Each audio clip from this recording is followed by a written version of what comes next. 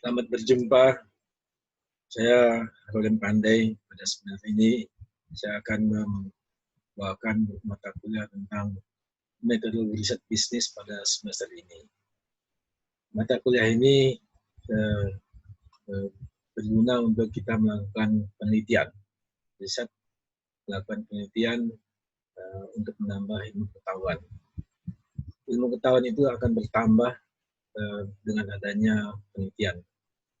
Untuk itu mahasiswa pada semester ini akan belajar tentang bagaimana cara melakukan penelitian, tahap-tahap melakukan penelitian. Berikut ini saya akan sampaikan melalui slide saya ini.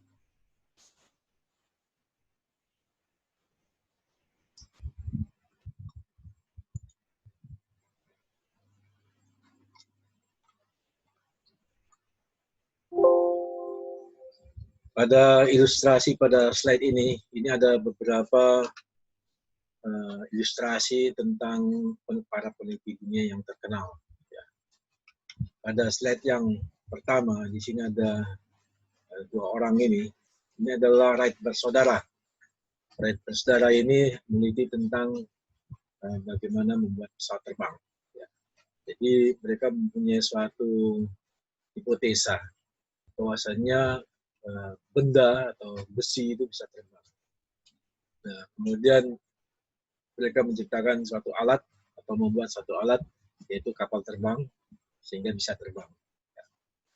Dari sinilah kemudian ilmu pengetahuan itu berkembang menjadi pesawat terbang yang sekarang ini yang kita lihat sampai saat ini. Mereka menemukan dasar-dasar untuk membuat pesawat terbang. Jadi penelitiannya yang berguna.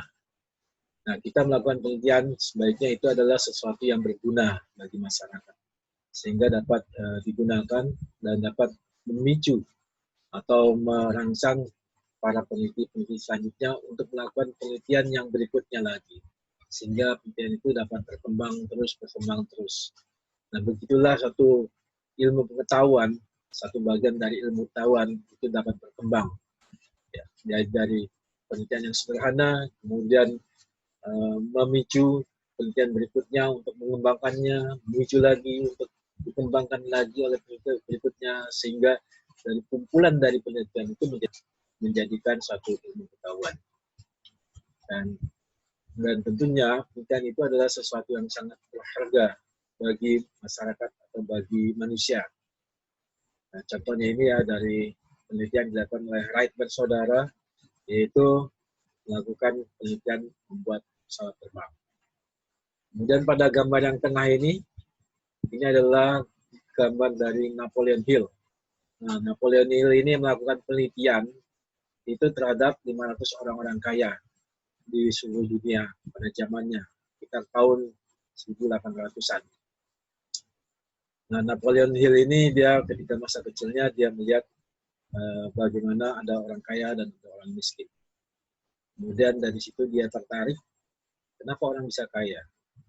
Kemudian dia mendatangi salah satu orang yang bisa membantu dia untuk melakukan penelitian. Itu seorang kaya di zamannya. Nah, kemudian dia diberi kesempatan untuk melakukan penelitian terhadap 500 orang kaya di seluruh dunia. Nah, termasuk Rockefeller, termasuk Thomas Alva Edison, termasuk yang lain-lainnya yang di zaman di tahun 1800-an. Nah, dari hasil penelitiannya tersebut, maka dia membuat suatu kesimpulan, suatu tulisan yang dituangkan dalam satu tulisan dalam satu buku yang berjudul Think and Grow Rich, berpikir dan bertumbuh menjadi kaya. Jadi bukunya ini telah diterjemahkan dalam berbagai bahasa dan tentunya saja ini menjadi royalti bagi Napoleon Hill. Dan dari penelitian ini kemudian beliau melakukan penelitian yang berikutnya yang terkait dengan kekayaan atau grow rich. Jadi dia melakukan penelitian bagaimana orang itu bisa tumbuh menjadi kaya.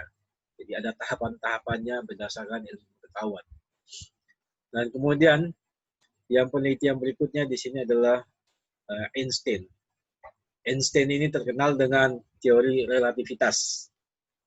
E sama dengan mc kuadrat, ya. E sama dengan mc kuadrat. Jadi teori relativitasnya. Nah, ini adalah seorang peneliti ilmu fisika. Nah, dari hasil penelitian ini tentunya berkembang lagi ilmu pengetahuan tentang teori relativitas tadi, ya. Jadi beliau memicu peneliti seterusnya untuk mengembangkan ilmu pengetahuan sehingga ilmu pengetahuan itu menjadi berkembang. Kemudian peneliti yang berikutnya di sini adalah Thomas Alva Edison. Ini adalah peneliti yang paling banyak penelitiannya. Yang beliau itu melakukan penelitian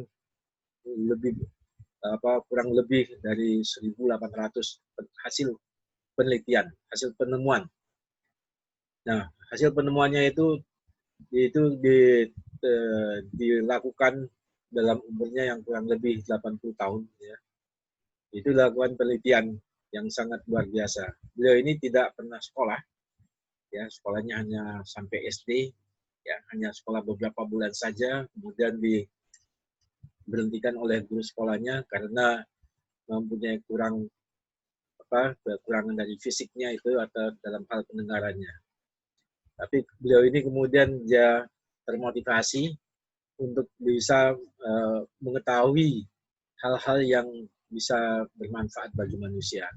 Kemudian beliau belajar banyak membaca, mendatangi perusahaan-perusahaan, kemudian banyak melakukan percobaan, kemudian menulis dari percobaan tersebut, dari penelitian-penelitiannya. Salah satu hasil penelitian beliau adalah menemukan listrik atau bola lampu. Dengan adanya listrik atau bola lampu, maka dunia menjadi terang dan bola lampu itu banyak digunakan pada berbagai peralatan yang berhubungan dengan lampu. Bukan itu saja hasil penelitian beliau, hasil penelitiannya banyak sebagai dasar dari alat komunikasi, ya, kemudian dasar pembuatan film, ya, dasar pembuatan motor bergerak, ya, diesel dan sebagainya. Bayangkan beliau melakukan penelitian itu adalah sebanyak lebih dari 1.800 hasil penelitian. Dan di dalam sejarahnya, Thomas Alva Edison ini melakukan penelitian itu dan menulis hasil penelitian itu dalam satu penelitian itu rata-rata adalah dilakukan dalam 15 hari. Itu hasil dari Thomas Edison yang demikian banyaknya untuk melakukan penelitian. Dan hasil penelitian beliau itu tentunya sangat bermanfaat dan sudah kita rasakan pada saat ini, ya, berupa alat komunikasi, berupa lampu, berupa alat-alat penggerak seperti diesel, motor, ya, dan sebagainya, ya. Nah, kemudian peneliti yang berikutnya adalah Ford. Ford ini orang yang membuat mobil, beliau merancang bagaimana memproduksi suatu mobil. Dan dari hasil rancangannya ini yang menjadi dasar dari metode pembuatan mobil seterusnya. Ya, jadi Henry Ford ini orang yang sekolahnya hanya sampai kelas 6 SD, tapi beliau mau belajar, ya, kemudian bisa berkembang dan menghasilkan sesuatu yang sangat berguna. Kemudian yang terakhir adalah di sini adalah Bill Gates. Bill Gates ini yang mengembangkan penelitiannya dalam bidang software, dalam bidang perangkat lunak. Ya. Beliau melakukan penelitiannya pada sekitar tahun 80-an, 1980-an. Ya. Nah, ketika itu dimulai dari usahanya dari garasi bersama temannya, kakak kelasnya. Nah, dari hasil penelitian ini, kemudian dari hasil kerja mereka berdua itu menghasilkan satu software. Dan mereka mempunyai suatu impian bahwasanya nanti software ini akan digunakan orang di seluruh dunia. Dan sekarang ini semua orang di seluruh dunia sudah menggunakan software dari Bill Gates, ya. Jadi hampir semua komputer menggunakan software yang dibuat oleh Bill Gates dan dengan temannya yang dalam perusahaannya yang Microsoft. Ya. Nah, penelitian-penelitian ini melakukan penelitian yang sangat berguna bagi masyarakat. Oleh karena itu, saya mendorong agar mahasiswa itu melakukan penelitian yang sangat berguna dan penelitian yang bisa memicu penelitian yang berikutnya. Ya. Jadi jangan membuat satu penelitian yang tidak berguna atau asal melakukan penelitian. Ya. Nah, cobalah berpikir bagaimana mengembangkan sesuatu yang sangat berguna. Ya. Dari segi ekonomi, ya, kita adalah Fakultas Ekonomi dan Bisnis, tentunya melakukan riset dalam ekonomi dan bisnis. Lakukanlah penelitian yang berguna untuk ekonomi dan bisnis. Ya. Yang bisa mengembangkan suatu bisnis dengan cara yang lebih baik, yang sehingga dengan cara mudah bisa terus berkembang. Lakukan proses misalkan bagaimana memproduksi suatu produk, ya, sehingga produksinya semakin mudah tapi kualitasnya semakin baik. Lakukanlah penelitian bagaimana membentuk sistem produksi, ya, sistem produksi yang efisien, ya, sehingga bisa digunakan oleh UMKM, sehingga bisa membantu bisnis dari UMKM. Saya kira banyak sekali bentuk-bentuk penelitian dari ilmu ekonomi dan bisnis yang bisa dikembangkan untuk untuk kesejahteraan umat manusia, ya. Jadi janganlah melakukan penelitian yang hanya sekedar untuk melakukan penelitian. Ya, jadi jangan ada kata sekedar, tapi lakukan penelitian yang sangat bermanfaat untuk masyarakat luas. Nah, itulah gambaran umum dari gambaran penelitian.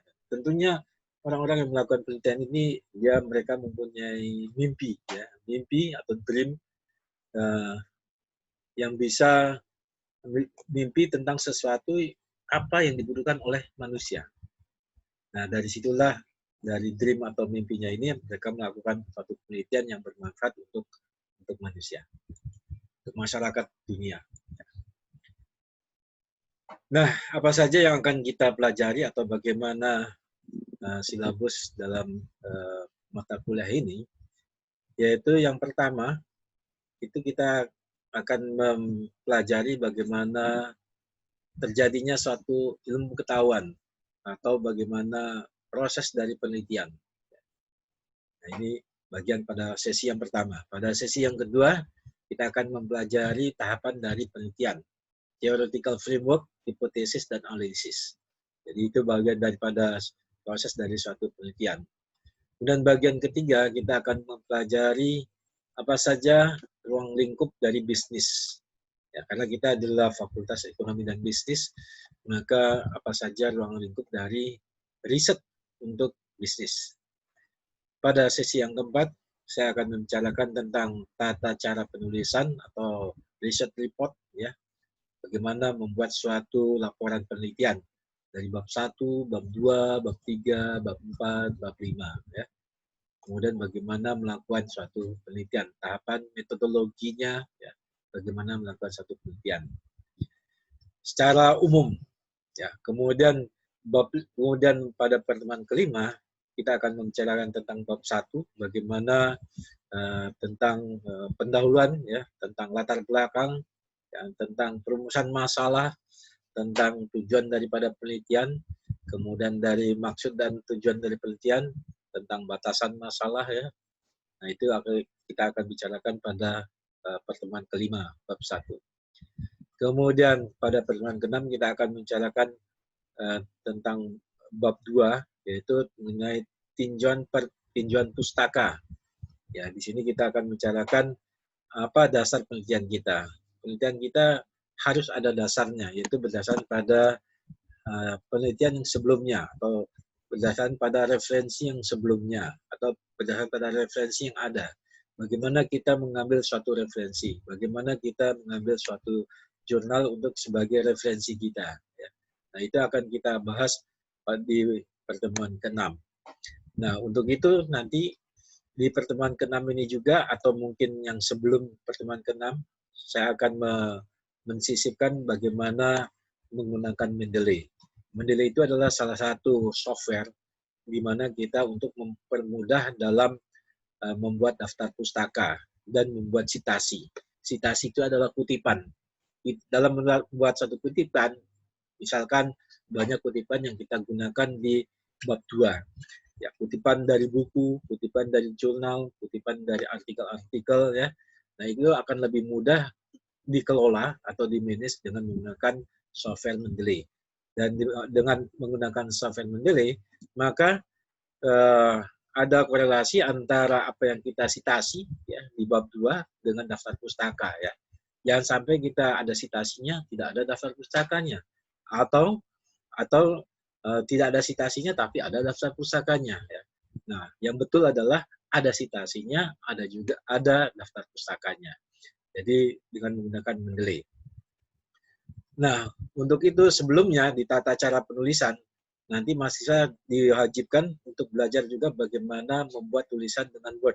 Artinya bagaimana membuat tulisan, membuat daftar pustaka yang secara otomatis. Ya. Daftar pustaka, daftar tabel, daftar gambar, ya, daftar istilah-istilah, ya, atau dengan membuat indeks, ya, indeks istilah-istilah yaitu dengan menggunakan Word. Ya. Jadi mahasiswa bisa belajar itu dari YouTube. Dari YouTube itu sudah banyak sekali video-video yang menjelaskan bagaimana menulis atau membuat laporan dengan menggunakan Word. Kemudian pada pertemuan ke-7 kita akan membahas atau membicarakan tentang metodologi penelitian. Ya, dalam metode penelitian ini bagaimana kita menentukan populasinya, menentukan sampelnya, menentukan jumlah sampelnya, kemudian kalau itu menggunakan data primer, bagaimana membuat kuesionernya, ya, bagaimana kemudian mengolah datanya, ya, bagaimana menganalisa datanya, ya. Nah, kemudian bagaimana kita mengarrange dari metodologi tadi. Kemudian pertemuan ke-8 kita melakukan ujian tengah semester. Kemudian pada pertemuan 9 kita akan lanjutkan dengan membahas bab 4 yaitu analisa dan pembahasan ya. Bagaimana kita melakukan analisa? Tentu analisa ini yang kita pelajari dalam semester ini adalah analisa dengan menggunakan metode statistik ya. Dan pembahasan ya.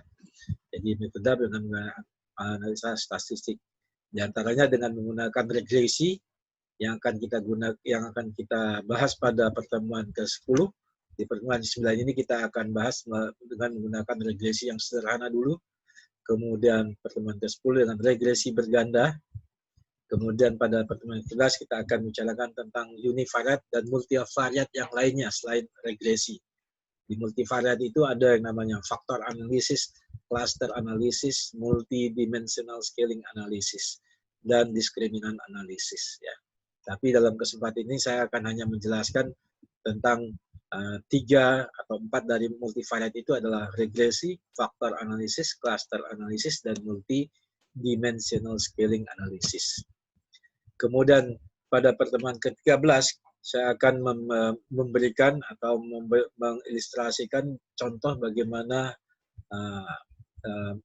penyajian dari suatu hasil penelitian. Ya.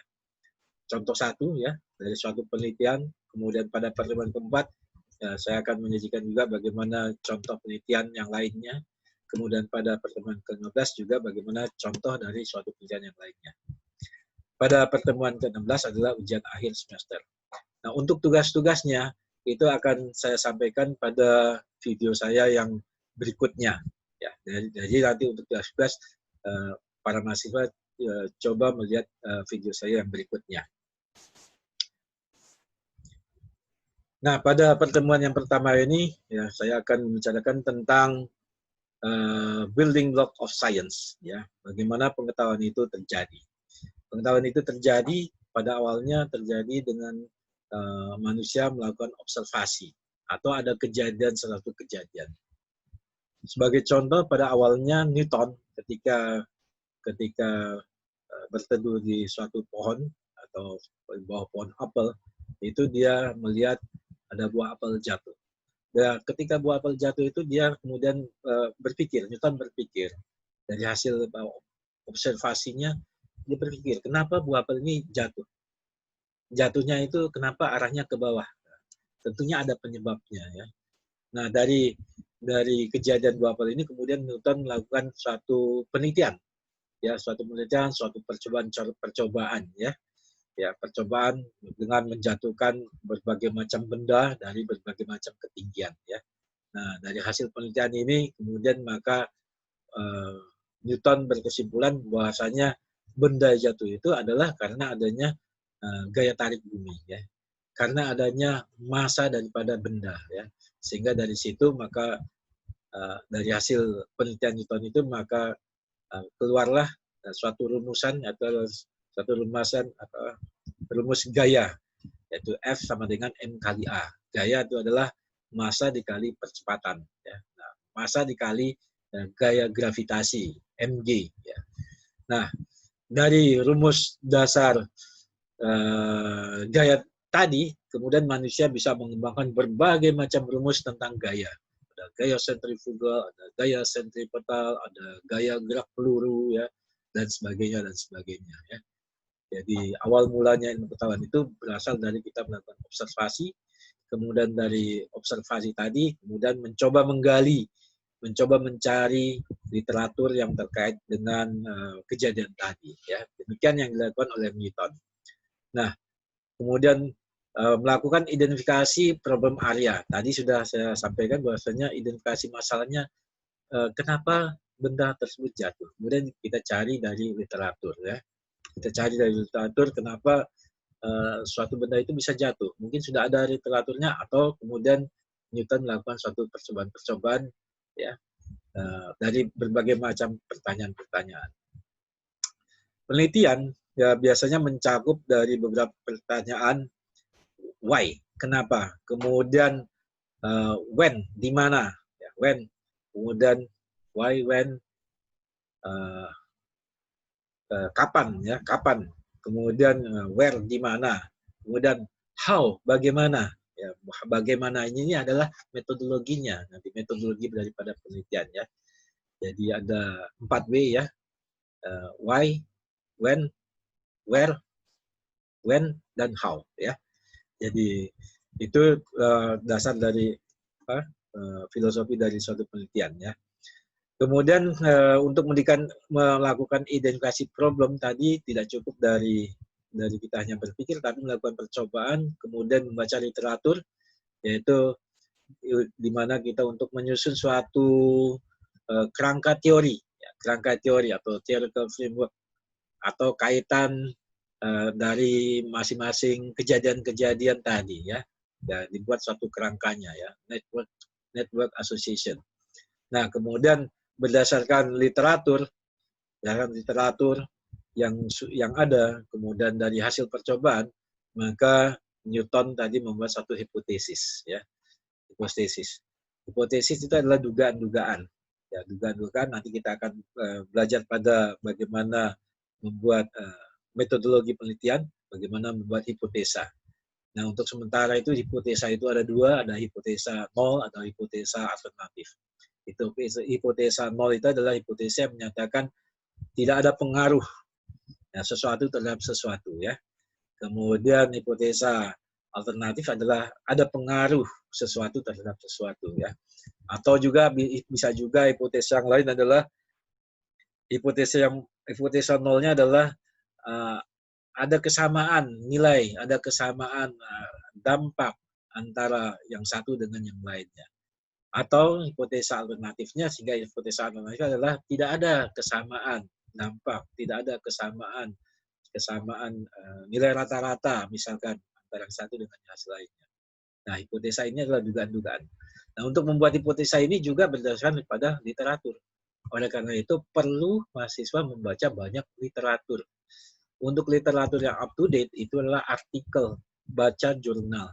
Ya, jurnal ini sekarang sudah banyak sekali di dunia maya, di internet.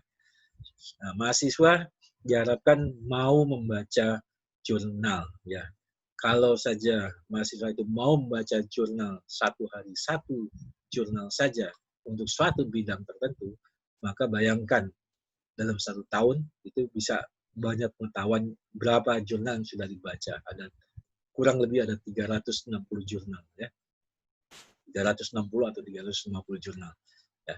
Jadi membiasakan membaca jurnal itu sangat penting untuk menambah pengetahuan, untuk menambah ruang lingkup wawasan, ya, wawasan dari suatu bidang fokus yang mau ditekuni oleh mahasiswa atau yang mau ditekuni oleh peneliti atau dosen atau siapa saja ya, orang yang suka melakukan penelitian, ya. Jadi membiasakan membaca satu jurnal setiap hari, kalau tidak baca setiap hari, setiap minggu, ya. Satu minggu satu jurnal dibaca, kemudian dihayati, kemudian dibuat ringkasannya, resumenya, ya. 1 tahun sudah 52 jurnal, ya. 52 jurnal. Bayangkan kalau satu hari kalau misalkan dalam 10 tahun sudah 500 jurnal. Itu sudah lebih dari orang yang kuliah dengan pendidikan S3, ya. Jadi 500 jurnal, ya. Nah, tapi kalau misalkan mau membacanya seminggu, misalkan ditingkatkan lagi menjadi 3 kali, ya bayangkan sendiri, tinggal hitung aja sendiri, ya. Jadi kebiasaan membaca itu harus dibangun, ya, dibangun kebiasaan membaca. Oleh karena itu nanti dalam mata kuliah ini mahasiswa itu saya mewajibkan mahasiswa untuk membaca dalam 1 minggu itu adalah 2 jurnal saja, ya. 2 jurnal setiap minggu, ya. Nanti di dalam video saya tentang tugas itu yang akan saya sampaikan, ya. Nah, setelah melakukan hipotesis, kemudian membuat konsep atau konseptual, riset konseptualnya, dan operation definition. Jadi konseptualnya, kerangka penelitiannya seperti apa, ya. Nah, itu dibuat. Nah, ini juga berdasarkan dari artikel-artikel atau penelitian yang terdahulu, ya. Kemudian bagaimana operation definition-nya, artinya rumus-rumusnya bagaimana, kemudian notasinya seperti apa definisinya percepatan, gravitasi, apa definisinya gaya. Nah, itu kita lakukan definisi. Apa definisinya misalkan motivasi, apa definisinya kepemimpinan, apa definisinya reward dan sebagainya. Dan itu yang dimaksud dengan operation definition, ya. Jadi ini semua hipotesa, kemudian konseptual, kemudian operation definition itu didasarkan pada literatur yang sebelumnya, ya. Kemudian berdasarkan itu semua, maka untuk penelitian kita itu kita membuat suatu riset design, ya. Rancangan penelitian kita, ya, rancangan penelitian, ya. Berapa banyak sampelnya yang kita butuhkan atau berapa banyak percobaan yang akan kita lakukan, ya. Kemudian bagaimana kita melakukan percobaannya atau bagaimana kita melakukan penelitiannya, bagaimana kita membuat kuesionernya, ya, bagaimana kita mengolah datanya, ya. Nah, itu yang disebut dengan riset design, ya. Nah, setelah kuesioner atau metode untuk mendapatkan data itu sudah kita rancang, kemudian kita melakukan pengumpulan data, ya. Pengumpulan data bisa data sekunder, bisa data primer, ya. Berdasarkan tentunya mengacu pada riset desain yang kita buat. Nah, setelah pengumpulan data ini kita lakukan, kemudian melakukan analisis data.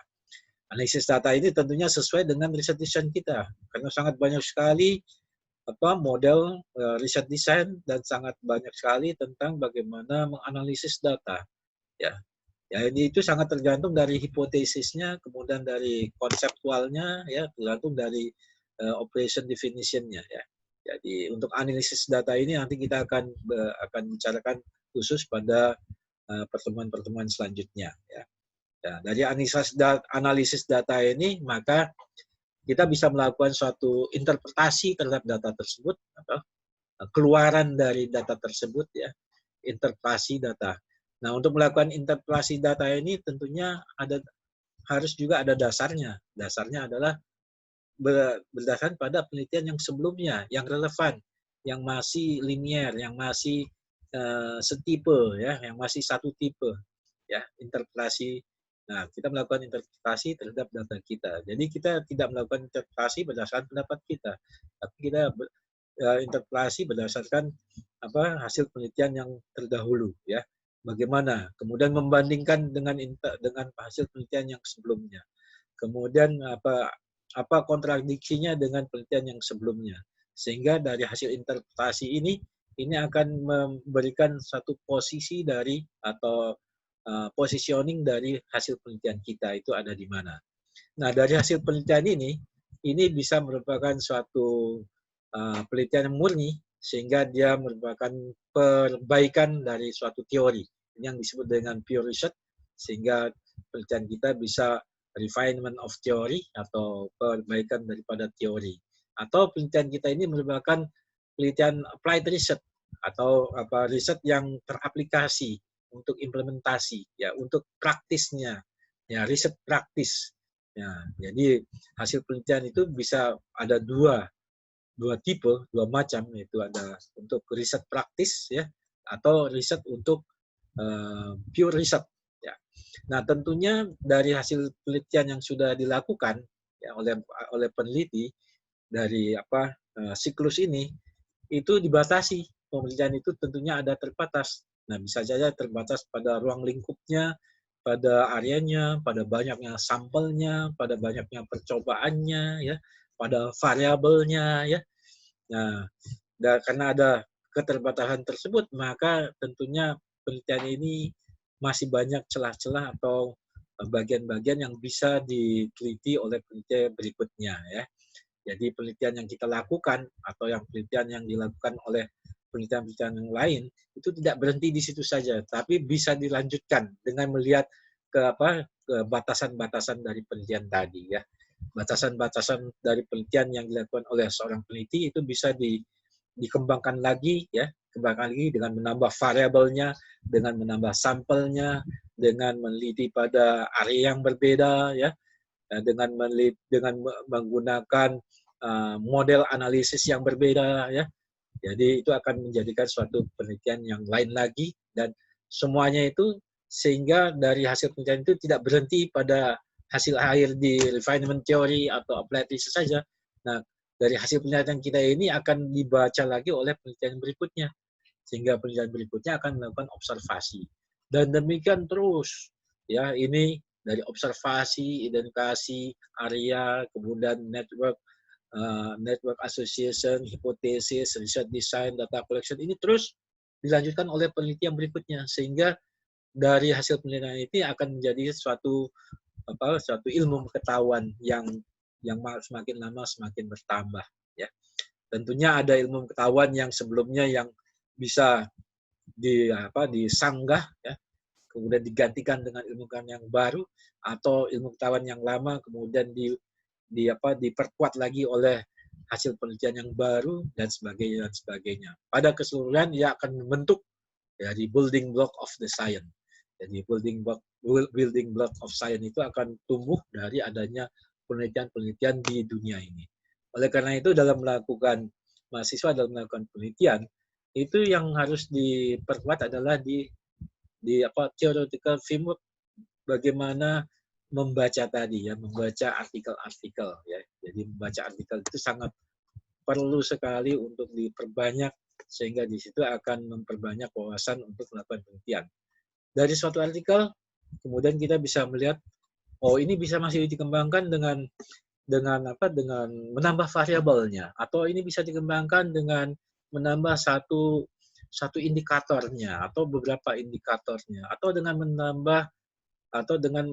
melakukan penelitian pada model, pada sampel atau wawasan yang berbeda, atau kawasan berbeda, atau wilayah yang berbeda, atau mencoba penelitian ini pada sampel pada suku bangsa yang berbeda, atau mencoba penelitian ini pada tingkat sosial masyarakat yang berbeda, dan sebagainya.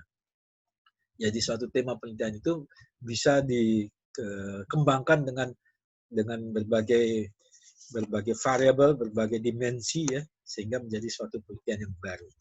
Nah, oleh karena itu dari perguruan ini saya mengharapkan mahasiswa itu bisa lebih kreatif dalam melakukan penelitian, tentunya penelitian yang berguna untuk masyarakat, yang berguna bagi perkembangan ilmu pengetahuan, terutama dari pengetahuan yang berkaitan dengan ilmu ekonomi dan bisnis, ya.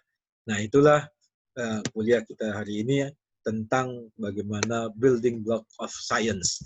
Nah, Dan selamat membaca artikel-artikel yang nanti saya akan jelaskan pada video yang berikutnya. Sekian kuliah kita hari ini, sampai jumpa lagi.